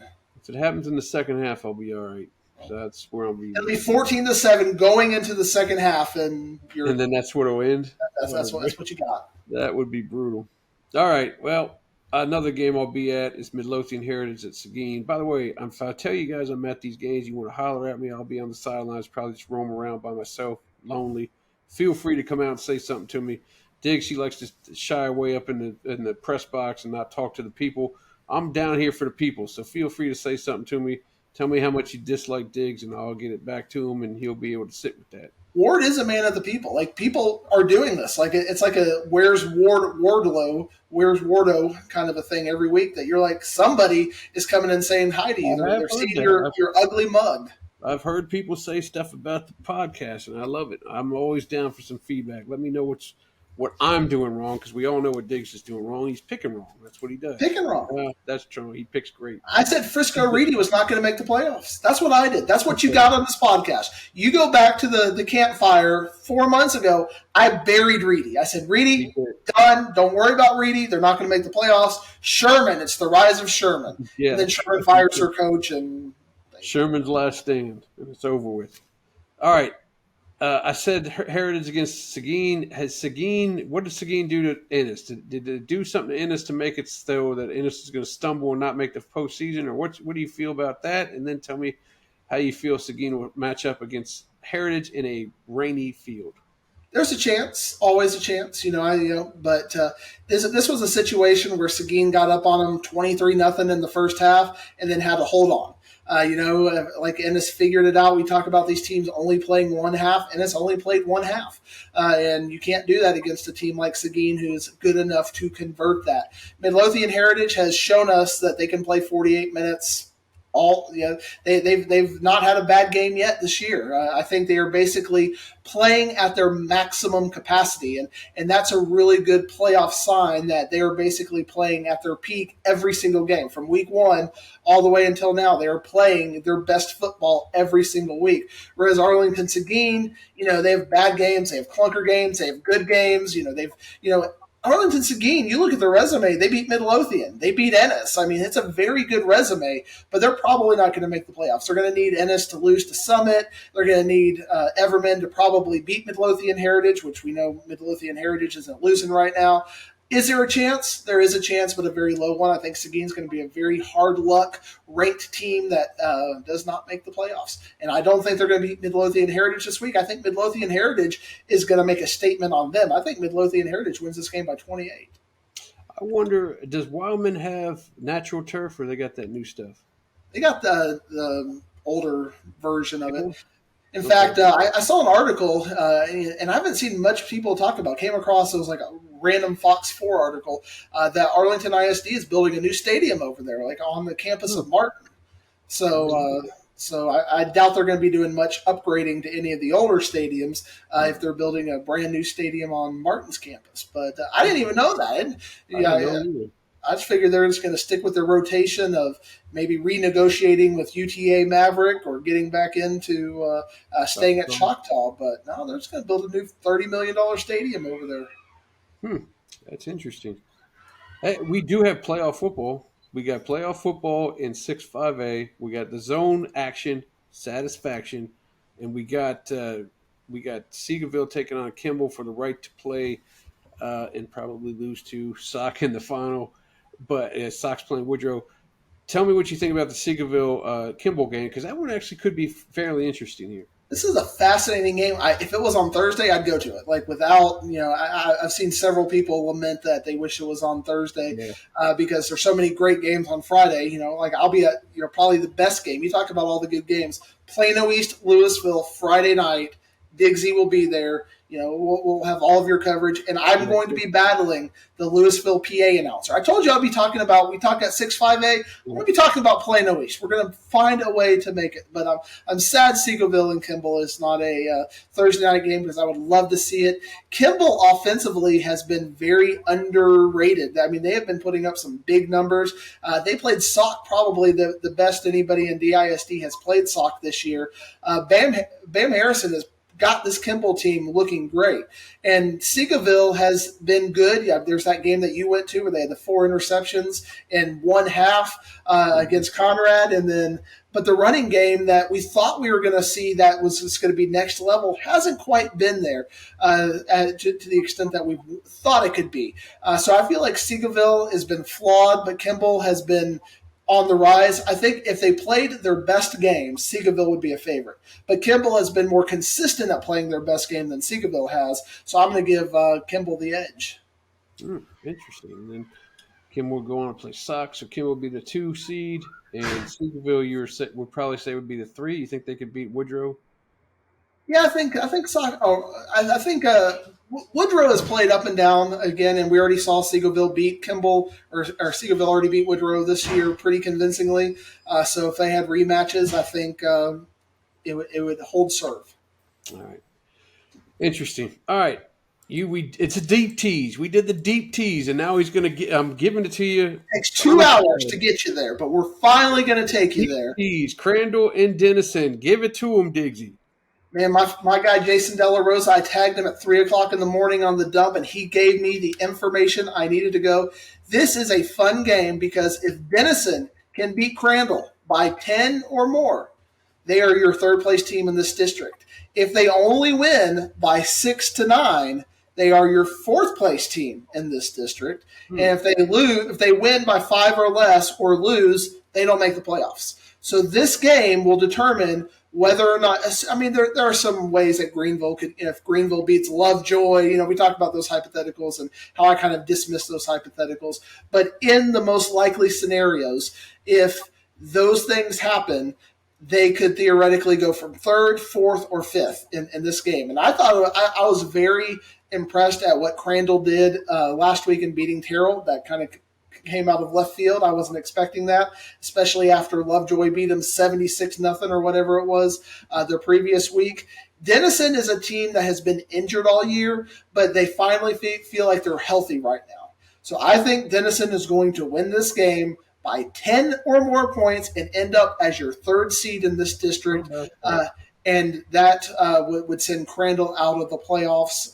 Even though if they 6-9, you could have a situation where Crandall is like trying to kick a field goal and say, try to get it under 10 because that of point differentials. There was a game a couple of years ago. I think it was like Keller against Justin Northwest. Yep. Yeah, where they kick a field goal and lose but win. I was at that one. It was brutal. Whatever the point was. The Northwest kid who actually went on to Kansas, Emmanuel Moore, I think it was taking a kickoff return all the way back for a touchdown that would have given them the points to get into the playoffs. And you can see in my lens, because this happened, we talked about the Highland Park Berkner game. You can see in my lens a Keller player was looking around for somebody and ran in front of him with his back out, and the Northwest guy ran into him, so the ref didn't – all he saw was to run into the back thing and threw a clip on him. Brought the touchdown back, and then Northwest didn't make the playoffs because they didn't get the significant amount of points. But those points games, man, you got to have a coach sitting there. That's his only job, right? To pull the defensive back coach off of calling any kind of plays just with a pad of paper and tallying up points, because you got to know what time it is to get through into the postseason. Should be interesting. By the way, that brings up another thing. Talking about that bogus play, I saw the most bogus touchdown of all times. Paradise against Brock last week. I don't know if you caught the highlights. Paradise quarterback threw an obvious shovel pass right into the ground. The wide receiver that hit his foot picked it up and threw it back to the quarterback as if it was a fumble. And then the quarterback threw a touchdown. And the ref was like, "Yeah, that's what it was. It was a fumble." And I was like, "This is about as bogus as heck." But of course, Brock won by 14 or whatever it was, 12. So it didn't really matter. But that was about as bogus as it gets as far as touchdowns go. Holy cross! Our sister podcast, the District 4-3A report, I was very proud of myself because I gave a 10-minute dissertation on the Brock versus Paradise game, and I had Brock winning 24-14, 26-14. Your guy Diggsy right there to the point. I was getting to the point as far as that goes. He knows it. Hey, next week is the last week of the regular season, Diggsy. We got a million Thursday games, as you brought up, that we need to get to, so we will be breaking down those games. By then, Diggs will have this whole playoff scenario figured out. I'm going to let him take the lead on that because he knows everything. Or at least but will we have World Series baseball? Will we? We're taping this podcast just for full disclosure so you can understand the context. At 4 p.m. on Monday afternoon before the Astros. So when this is released, it's a spoiler alert. So you can see the optimism here, and you already know you've got the spoiler by the time you've seen this. Will we have World Series talk next week here on the DFW podcast? Will we have fingernails left? Will we eat them? And will it interfere with our podcast next week? Those are the questions we have to figure out. We may have to do this Sunday afternoon. And will we have Diamondbacks talk? Is that game out? That's still there.